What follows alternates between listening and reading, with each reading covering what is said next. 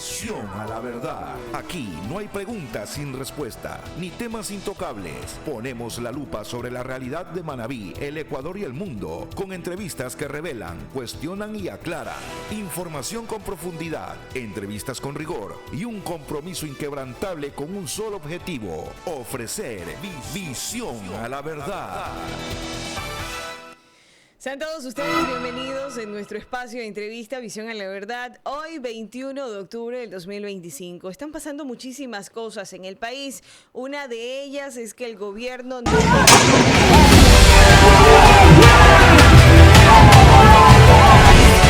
en un comunicado oficial porque no existen condiciones de diálogos. ¿Qué está pasando en el país? ¿Cómo entender esta situación? Es por ello que hemos invitado al abogado Marco Montes, analista político, para analizar la situación política que estamos viviendo los ecuatorianos en un ambiente donde ¿qué es lo que está pasando? ¿Dónde está la gobernabilidad?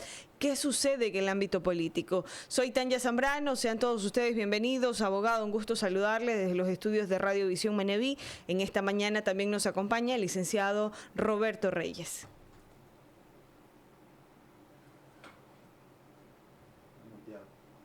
Importante, abogado, le agradecería, por favor, encienda su micrófono para poder escucharle.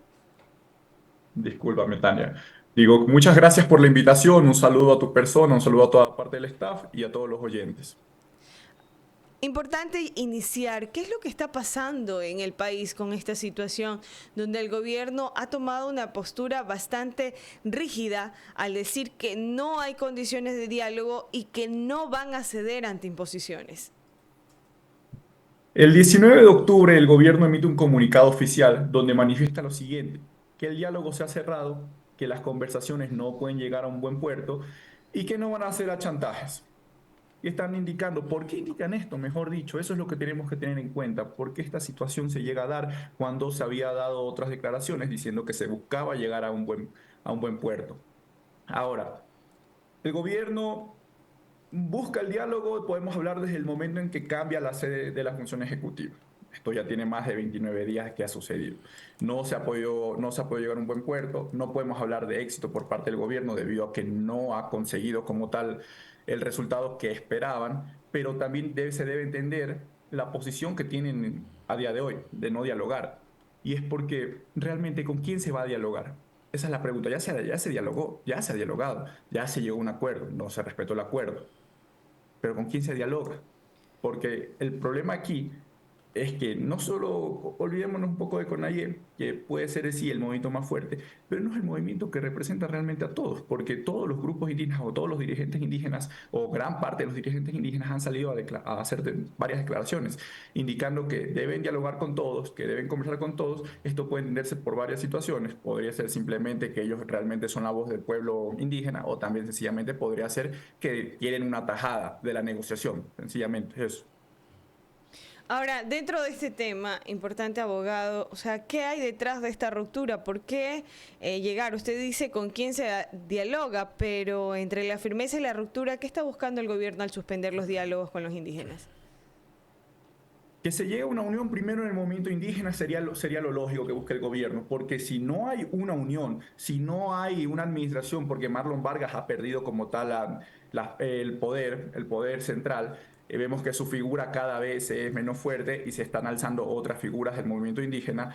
Lo que buscaría el gobierno seguramente es que se recupere primero la unión de este movimiento, que se la recupere para que ahí volver a entablar negociaciones, volver a entablar conversaciones, porque lo contrario de lo contrario es imposible. De lo contrario, Tania, es imposible, debido a que si tú negocias con un grupo, va a salir otro grupo después diciendo que no, que con ellos no has negociado y que esa negociación no tiene valor alguno, lo cual desacreditaría todo un trabajo que, independientemente del tiempo, puede ser un día, puede ser una semana, puede ser un mes, todo sería a la basura.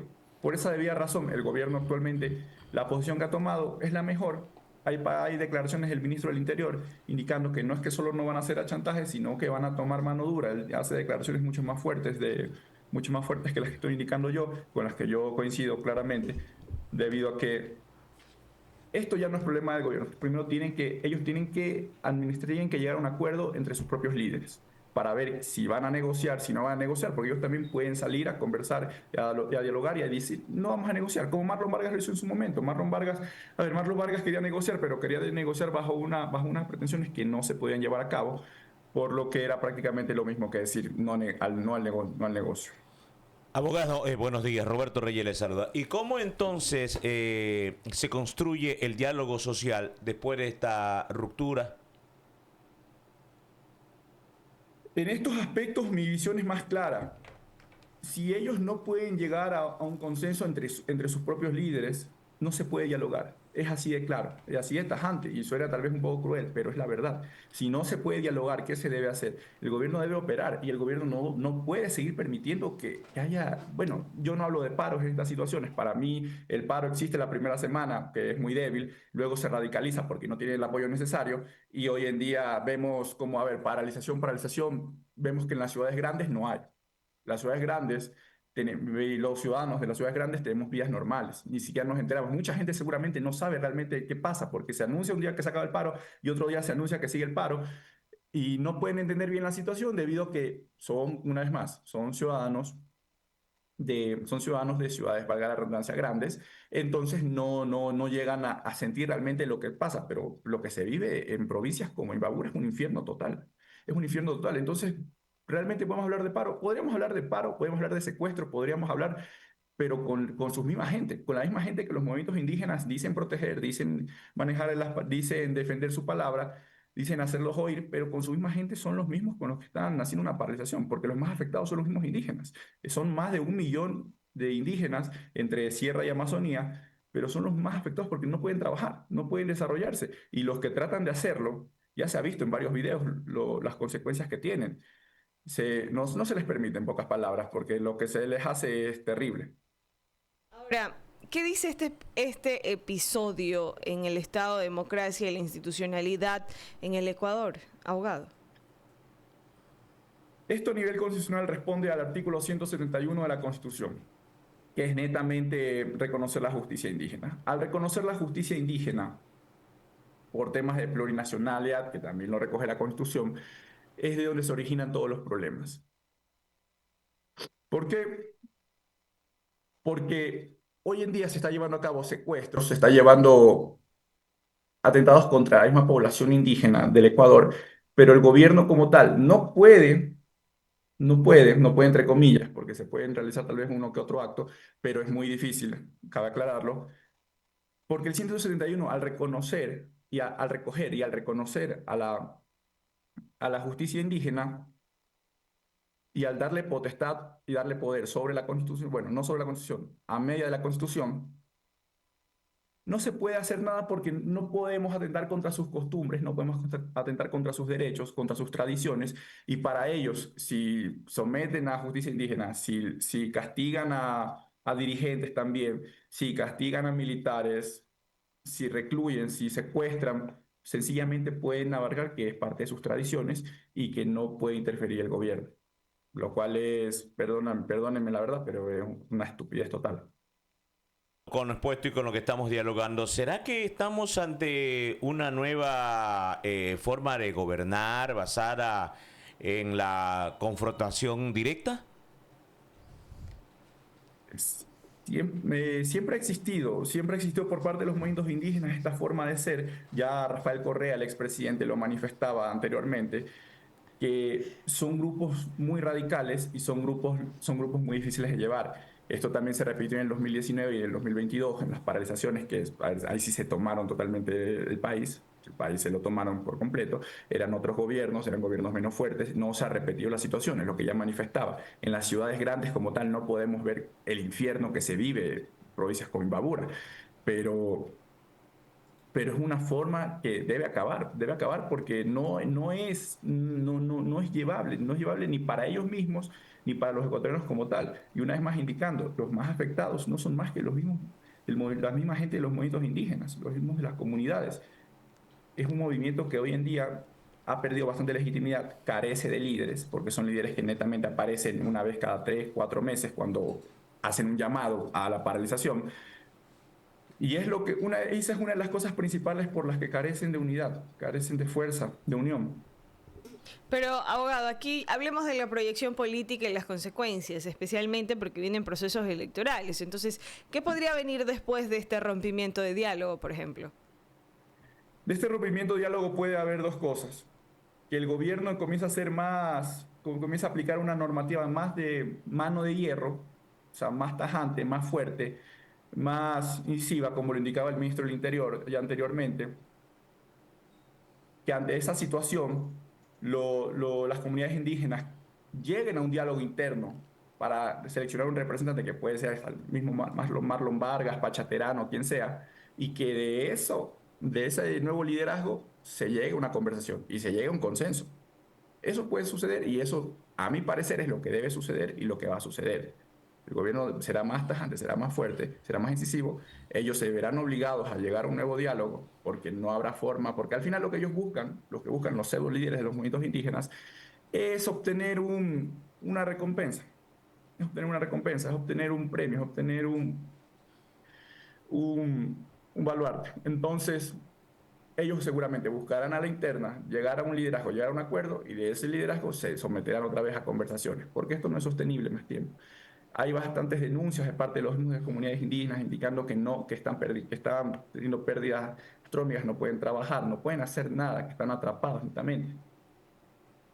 Abogado, expresiones van, expresiones vienen, tanto del gobierno nacional, en este caso con el ministro del Interior, John Reinberg, como también los representantes de la CONAGUI. Por ejemplo, ha dicho John Reinberg de que a partir de ahora cualquier cosa que pase será responsabilidad de ellos.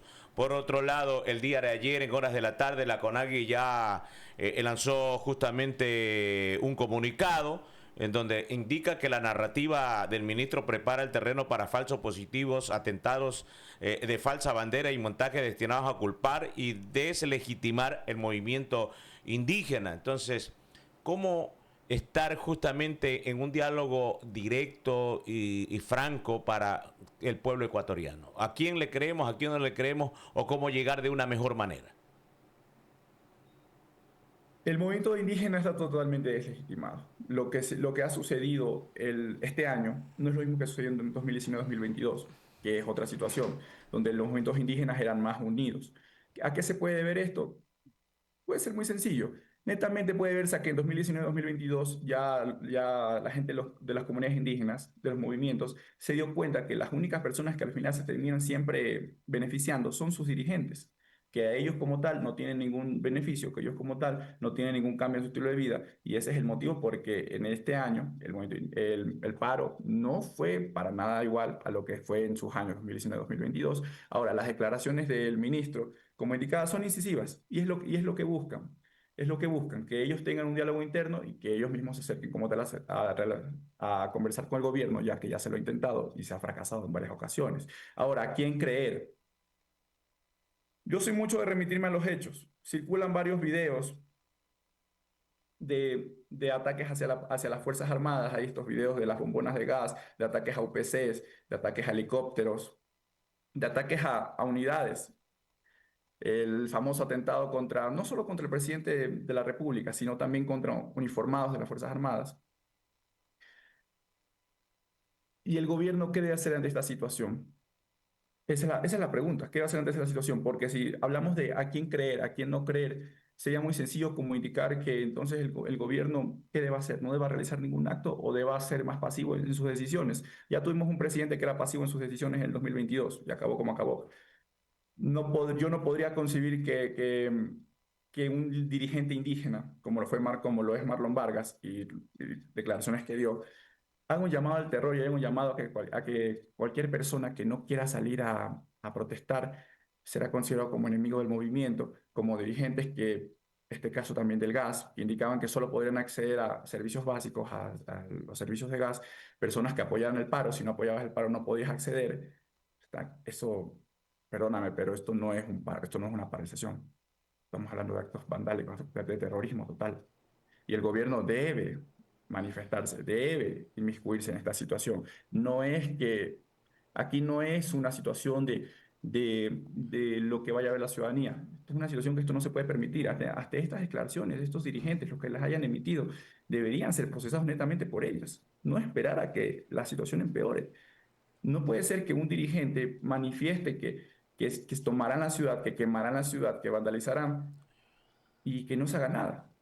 No es concebible por ninguna parte. ¿Será acaso que tal vez tanto gobierno como la CONAIE estén ya presentando nuevas personas que vayan al diálogo? Porque me parece que está fraccionado ya lo del ministro John Reinberg, de igual manera de el señor Marlon Vargas, buscar otras personas alternativas o un puente que vaya, que sea intermediario para que esto llegue a terminar, porque realmente pierde definitivamente es el país. Totalmente, el que pierde es el país, por donde se lo quiera ver. Tengo entendido que en la segunda o tercera semana se trató de llegar a una mediación por parte de la iglesia. Al final eso parece ser que no quedó en nada, parece ser que no se llegó a un buen puerto en esa situación, por lo que, por lo que igual hay que seguir intentando de todas formas. Pero lo que sucede aquí es lo que yo ya manifesté y lo que yo creo que va a suceder. El gobierno va a ser más tajante con sus decisiones, va a ser más incisivo y una vez más, va a haber unión por parte de los movimientos indígenas nuevamente, porque ellos van a necesitar como tal una negociación, van a querer llegar a una negociación, sobre todo los dirigentes, porque ellos son los que cabe que quieran llegar a una negociación, porque el pueblo está cansado. El pueblo ecuatoriano está cansado, las comunidades indígenas están cansadas, son las mayormente afectadas, la mayoría está secuestrada inclusive. Entonces, ante la respuesta contundente del gobierno, yo estoy convencido bueno, si es que la respuesta contundente no se queda solo en palabras y también se vuelve práctica, también sale a la práctica, estoy seguro que se llegará a un buen puerto. Si el gobierno no es incisivo en sus decisiones, si no aplica lo que dice, esto yo creo que continuará más tiempo, porque es que el gobierno comience a presionar, que comience, digamos, a ahorcar, para que los dirigentes comiencen también a ceder. Ahora, abogado, sería interesante también entender, por ejemplo, si esto no pone en riesgo al presidente de aislarse en el ámbito político o tratar de contener la situación, le merme votos en este proceso que se viene.